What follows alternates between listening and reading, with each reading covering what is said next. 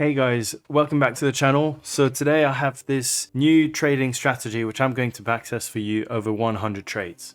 I will tell you about the indicators we're going to be using, show you a few examples, and then perform the 100 trade backtest. This strategy involves two trading indicators, the 50 and 200 simple moving averages. A simple moving average, also called an SMA, is an arithmetic moving average calculated by adding recent prices and then dividing that figure by the number of time periods in the calculation average. So for example, a 10 moving average would average out the closing prices for the first 10 days as the first data point. The next data point would drop the earliest price, add the price of day 11, and then take the average, and so on. Likewise, a 50-day moving average would accumulate enough data to average 50 consecutive days of data on a rolling basis. So this backtest is based with a 1-to-3 risk-reward ratio.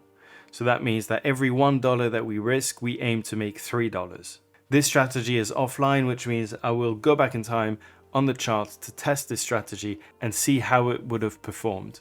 Therefore, it doesn't take into account commissions or the spread. So here's the strategy. So we buy when the 5 SMA crosses the 15 SMA from below, and we sell when the 5 SMA crosses the 15 SMA from above. The second rule is that we place the stop loss at the price of the 5 SMA when we take that trade. We can have a maximum of 2 trades at all times, so it can either be a long or a short, and we move the stop loss to break even when the profit is equal to the maximum risk that we are risking per trade. The risk to reward ratio has to be 1-to-3. So let's get on the charts now so I can show you a few examples of the strategy, and then we will dive into the 100 trade backtest. So here you go guys, on the charts with the British pound against the Japanese yen on the 15-minute time frame. So we'll go ahead and add the 2 SMAs. So I've got them saved here. So the first one has a length of 5 bars. The method is indeed SMA. I will change the color just to make it a bit more obvious, and I will change thickness. And the second SMA is 15. I will make it green.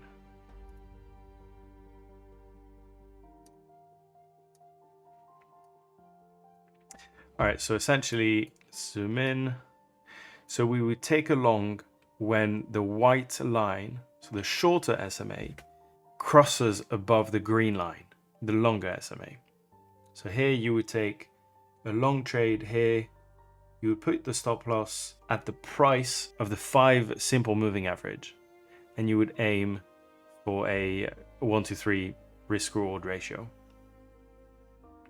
You would take a short right here after that green bar, and in the case of the 5 EMA being extremely close to the entry price, you can just simply put the stop loss at the recent swing. So essentially it would be here, this bar, and you would aim for 3 times the risk.